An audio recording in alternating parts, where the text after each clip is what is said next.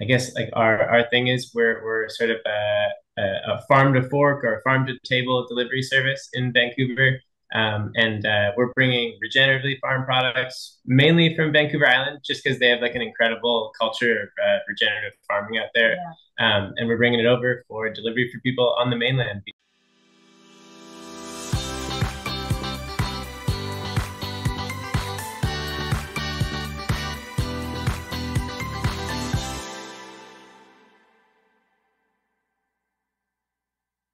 Welcome, everyone. I am your host, Dana from Let's Move Canada and the Canadian Health and Fittest Institute. On today's episode, we will talk with CropDrop's Ava and Dawson about what inspired them to start their business. Let me start by saying this podcast is brought to you by the Canadian Health and Fitness Institute, whose mission is to make Canada the fittest nation on earth by 2030. To this end, our podcast aims to raise awareness about physical and mental health. Now it's time to introduce our wonderful guests, Ava and Dawson, the founders of CropDrop, a farm-to-table grocery delivery service based in Vancouver, BC, specializing in local, regeneratively farmed produce and pasture-raised meat. Their passion lies in partnerships with local farmers prioritizing ethical farming and environmental stewardship. By sourcing primarily from regenerative farms on Vancouver Island, they support farms that deliver the highest standards of animal welfare, soil health, biodiversity, and ecological balance. Ava and Dawson, welcome. Thanks for being Hey, here. thanks for having us. Of course. So we asked this question to everyone we have on the podcast first. Where did you grow up? Tell us a little bit about your background, and was physical activity and health and nutrition a big part of your childhood? Sure, sure. I mean, I grew up just here in Vancouver, BC, and I'd say my childhood was pretty active, but not too much different than like a standard kid growing up in Vancouver. I played like all the little league sports, and then going into high school and stuff, there was a handful of sports that were like seasonal, like soccer and baseball and things like that. But yeah, for the most part, things were pretty typical. And in terms of like any focus on nutrition when I was a kid, not too much more than mom sort of limiting the sodas and, like limiting the candy and stuff like Mm-hmm. that. But nothing like too in the weeds that sort of came later on for me. Yeah, and then I grew up in North Vancouver, and I think in my childhood I was really into soccer and basketball. What else was I into? Just a lot of like family sort of center things. And then as for nutrition, we weren't. We would eat healthy, but it wasn't really a huge like I don't know. What else? Concern or maybe focus in conversation like it is now. Yeah, Yeah. yeah, So I lived in Vancouver for a while. I lived in North Vancouver also. And so I know how yeah, easy it is to be active outside, outdoors, right? Like even walking up that hill and yeah. like walking up Like, Lonsdale.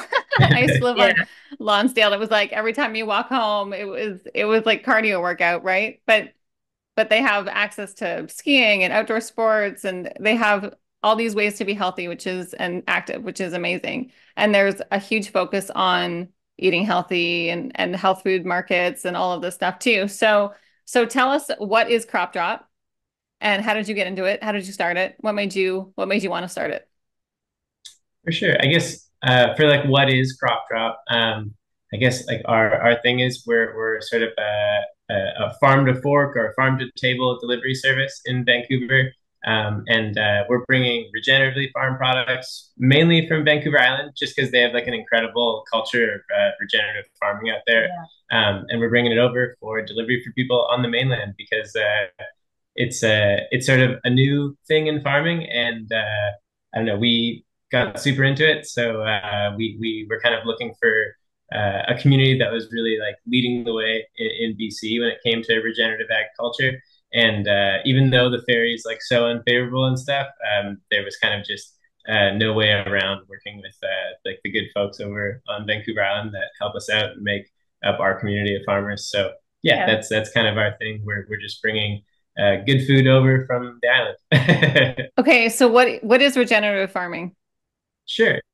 Yeah, regenerative farming. It's like I guess it's a pretty new term in The the word world is of new, farming. but the actual sort of practices go back to indigenous sort of practices. Uh, yeah, it's just more of an indigenous sort of approach, like the respect of the land and just taking a lot more responsibility for just the land that we've been given and just making it better than how we had it before. For sure. I think like typically we'd hear words like just before this, which are still great practices and stuff of things like sustainable farming Mm-hmm. or organic farming or things like that. But regenerative farming is just like one step above where we're not just trying to leave like the soil the way it was before growing on it, but we're trying to leave it in a better position to improve and regenerate it. For sure. Okay, so it's like a farming technique that takes better care of the land and keeps it Absolutely, yeah. sustainable. So I don't know much about farming at all, but I know that I've read a little bit about the ways that they farm that are not sustainable. It's like the same crop Sure. growing every year, right? So does this of way like soil additives. right. That's something that we try to avoid too. Just trying to have like a healthy ecosystem of kind of like everything you need in your soil. We don't want to be adding any nitrogen or any fertilizers or I mean really pesticides. Yeah, we're trying to have everything kind of either show up there from like our grazing livestock and that aids to soil fertility, or it'll just be sort of the regeneration of our previous crop. And we achieve this through things like rotational grazing. That's a huge one for us. So that means, you know, we keep our livestock on pasture their entire life, and we sort of control how they graze and the rate they graze at to make sure that nothing gets too overgrazed, but then also it does get managed by the animals and they get to kind of leave a positive impact before going to the next section of pasture. The end goal of regenerative farming is the soil health. That's what it all boils down to. Okay. Just regenerating the soil health, because that's what everything comes out from. Yeah, and that has this like trickle down effect where it's like healthy soil means healthy crops and healthy livestock, and the healthier our crops and livestock can be, you know, the healthier we are in the end. So it's sort of just a model that starts from the base, the soil. Just the relationship between the animals and the land as well. It's very different from conventional methods. And so there's no pesticides used. Is that right? No pesticides used, no hormones, nothing's like genetically modified or anything. Right. Yeah, it's a pretty awesome little program. Wow. Wow. So how many farms are using this technique in the Vancouver Island?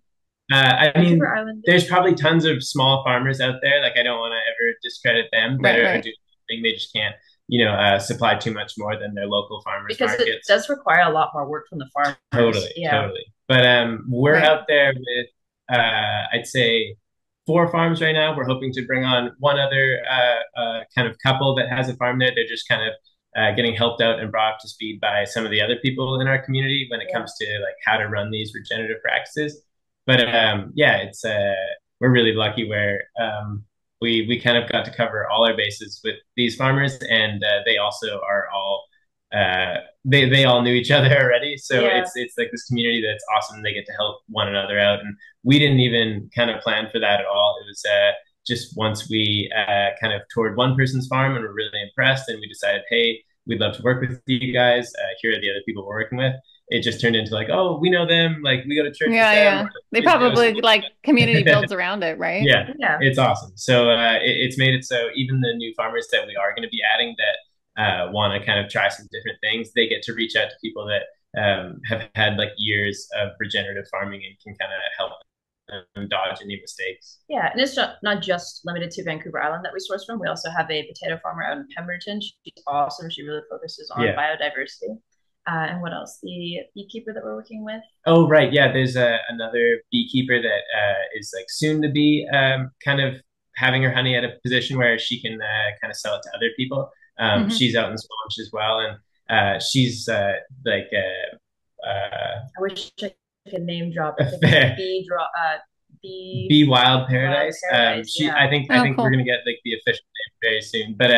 It's a really cool network of farmers. It just so happened that Vancouver Island happened to have like so many people that it was like unavoidable not to work with them. Yeah, that's really cool. So what products do you offer?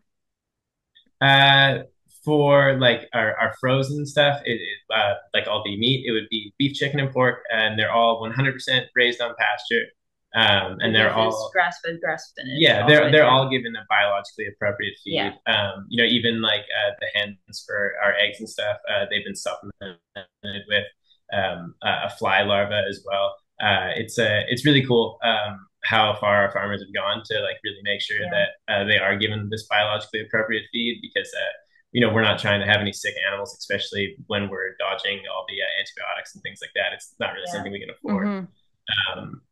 And then what else would be really going on? And then our produce is all non-spray produce as well. It's our big, that one's a bit tougher to give you like what we have because it's seasonal. But what I can say is we always have great heads of lettuce going. That's something that we can carry for about 8 months out of the year. Kale and chard, something as well. But we're coming up on things like blueberries. Yeah, totally. Okay. We're excited for the fruit as well. But we're hoping to keep rare. Oh, that sounds one amazing. more thing. Sorry. No, go ahead. Go ahead. We're working with a really great dairy farmer, Promise Valley Creamery out on Vancouver Island. We're really excited about their stuff. They are like a certified organic, grass-fed A2 dairy, and we're kind of going to be the first ones bringing A2 dairy over that's local. Yeah, they just check all the boxes. They're non-homogenized, so it's cream top, and they're just they're grass-fed, well, it wouldn't be grass finished. It's not beef, but grass fed. They're not getting finished. No, definitely not. They stay alive, but they're still there. Yeah. But okay, well that sounds so great. Yeah, I love that. When I grew up, we always ordered from this. I think it was called something Harvest, and it was like an organic food delivery service. I haven't seen it in a long time, but it sounds similar, right? Like where do you deliver to? Right now we're delivering in like kind of all over the Lower Mainland, Vancouver, North Van, Burnaby. And then we're working with some individuals just outside of that, kind of testing some markets, Port Coquitlam, Richmond. But we're just trying to see where we're going to fit best, but we're lucky where the response has been really great so far. There's really I'm sure. I mean, it's sustainable. It's no antibiotics. There's no pesticides. It's 100% organic. It's like, it's amazing. Well, we work with really good. There's also the baker that we work with, Thomas Whole Grain. He does whole wheat, slow fermented bread, and that's out in East Van. What does he do? He also mills in house. Yeah, it's such a cool, like there's such an awesome group of people at his bakery. They're also fairly new, I think 6 months that they've been open for in East Van. But they're using all BC grains. They're milling on site. Everything's slow fermented. So from Agassiz, so super local. And I mean, like the ingredients list on these breads that he's giving us are, they're tiny. It's for the most part, it's just flour, water, and salt. And very reasonable prices as well. That I love that. I don't know if you've seen it, but there's been this viral meme going around on social media about like posting your ingredients list.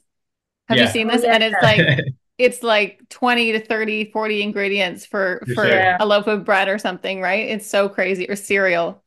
And so people are really, really focused now on how many ingredients are in this product, right? So if you see like 3 or 4, it's so important. And all, for your health. It's not supposed to last. No, it's definitely not supposed to last that long. So an organization is all about trying to be the healthiest for the longest amount of time that we can be, right? Like longevity and blue zones and all of this type of thing. So what makes people live long and not just long, but like healthfully long, whichever that word makes sense. And and what you put in your body and what you eat is obviously a huge, huge part of that. So I'm so glad that you guys are here to talk about this. What are the future plans for CropDrop? Oh, wow. There's so many. I mean, we're just getting started out. Obviously, our end goal is we would love to have a storefront, in Vancouver or wherever it kind of would fit best, just so people wouldn't have to be subject to our delivery days. And, they could come in and even just buy something for dinner that night. But in the meantime, we're just going to keep working our way up and keep buying more fridge and freezer space here on the mainland. And the more we have, then the more freedom we have to have more delivery days. So hopefully it just keeps getting easier for people to kind of pick up these good products. Yeah, and also the ability to integrate into our community here. It's kind of hard to do that online. A little bit, yeah. We'd like to show face a little bit more and be able to kind of hear, like specifically what people want and are looking for. And Yeah. it's okay online. We definitely get lots of feedback from people, but I think we want to kind of meet people in person that are part of our community here. Yeah. Oh, absolutely. Yeah, I can totally see that happening. I wish you the best for that store. Thank absolutely. You. So tell us some hobbies you have outside of CropDrop. Oh shoot! Not much time. We've been really busy. Yeah, I bet. I mean, I guess hobbies that we're hoping to get back into once we really like get our bearings and stuff would be I don't know, we're surrounded by all this incredible food and stuff, and we're really lucky to have some talented friends in sort of the Vancouver chef world. So cooking and eating has been awesome, and that's sort of been a hobby. But besides that, we've been over on Vancouver Island a lot more. So I guess lots of time at the beach and lots of hiking. And then, it's maybe less of a, I don't know, no, I shouldn't say less of a hobby, but I think of it less as one and more of like maybe a requirement. But I guess we're both pretty keen on staying as fit as possible. So absolutely, keeping up with our fitness is sort of a big deal. Through I think primarily running and weightlifting. Yeah. Amazing. Yeah, that's great. What do you, we always ask this as our last question, what do you think Canada should focus on more around health and wellness? Shoot. I guess just as we were kind of talking about a little earlier, just incentivizing farmers to kind of like regeneratively farm in a weird way. If there was some sort of incentive for them, or even maybe an incentive for the consumer that could kind of push more sales for people that are using these ethical farming practices. To vote with their dollars. Yeah, it would be really cool to just see more of that in Canada, because I think people really care, and it's just unfortunately a lot of hard work. So if there was some sort of extra benefit for these farmers, it would be cool to see just more and more product like that in grocery stores. It's incredible the amount of effort that goes into it. Right. Oh, I'm sure. So getting that message out there of why it's so important and why it's so much better, right, than other types of farming that might not be as ethical, or the types of food people are eating that are not as healthy or full of preservatives or full of chemicals, really, right? There's just so many foods that are full of chemicals right now. So for convenience, and I understand, right? It's like, it's convenient, you're tired, you've been working all day, and you just want something easy and cheap or whatever. But it'll come at a cost on your health and on the environment as well. Absolutely. So, right. So that we need to, people like you, like yourselves are getting, you're on this great mission to have more ethical farming. And I mean, and congratulations on this business. It's like it's a huge undertaking to start a new company. Thank you. It's been pretty eye-opening for us, but like I said, changed directions many times. For sure. Oh, did you? We always stay true to like ethical, local, regenerative farming, but just the avenues that we go about selling or marketing has changed so much. For sure. I mean, we just want to make it as easy as possible. So, it started with something that we became familiar with, because obviously, these farmers that we reached out to, we were buying their products just personally before. But we were very used to sort of large drop-offs, filling a freezer and sort of meeting them like once a month, wherever it was most convenient, usually like parking lots or things like that. So as we kind of have been going, we realized like that's not sort of the culture of food, especially in like Vancouver, like a city. So we've just been learning a lot about how to make it easy for people, especially busy people. And it's changed directions a few times, but we're lucky where our core values have stayed the same. We're always going to guarantee that our products are, kind of grown or raised to the highest of ethical standards. And we're just going to figure out how we can get them to people as easy as possible. Yeah, that's great. And I'm a total foodie, so that's one also incentive for me is that the food that comes from the farms that you're talking about, it tastes so much better. Totally. Oh my gosh, The meat, the chicken, right? Like the chicken, it's so different than when buying it at the supermarket, in my opinion. It's a little scary sometimes. After kind of touring lots of farms and seeing kind of like the inner workings of a lot of things, a traditional or yeah, I don't want to speak like negatively on anyone, but like a traditional farming model is like pretty shocking. So seeing all our farms and being welcomed in with sort of open doors was like a huge plus for us. And our farmers are great. Like their animals are all really cute, so it's we're lucky when we kind of get to also share that on our social media and be like as transparent as we possibly can be. Yeah, it's important to know where your food comes from. Yeah. Oh, absolutely. I think there's also a lot of people that they see the problems with factory farming, right? And mass production and all of these things that are huge issues. But they need to eat, they need their protein, they work out all the time, they're lifting weights, whatever, right? Yeah. It's convenient and you want your meat. I mean, you want your steak and all this. So, but if there's an alternative place to get it that is better, right? Then, and you maybe you're paying a little bit more, and if you can, or things like that, or maybe just once in a while you trade your regular for something a little bit special. Something like that, then I think there's a lot of people that message is going to resonate with, right? Because you see all the documentaries on all this farming and everything, and you're like, I don't want to support this, but you feel like you don't have an option.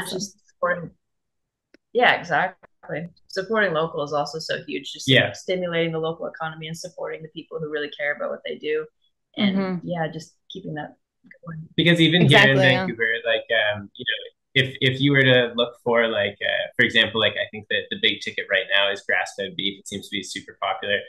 You can find pasture-raised grass-fed beef in Vancouver. It's and like we have tons of farms in Vancouver that do it, but we typically see it like from Australia and things like that. And it's great meat and everything, but I think even during COVID, when things slowed down, it really pushed, I know myself, to support locally as much as I could, even beyond just farming. So we do think that there's a ton of merit in food production when it's local, because it's I don't know, it's something that when things go wrong, it's really important. Right. Yeah. No, for sure. So support your local farmers and take care of the soil and eat healthy and get rid of all the chemicals, all of that. Thank you so much for being on. I'm so glad I got to speak with you. Yeah, thank you for having us.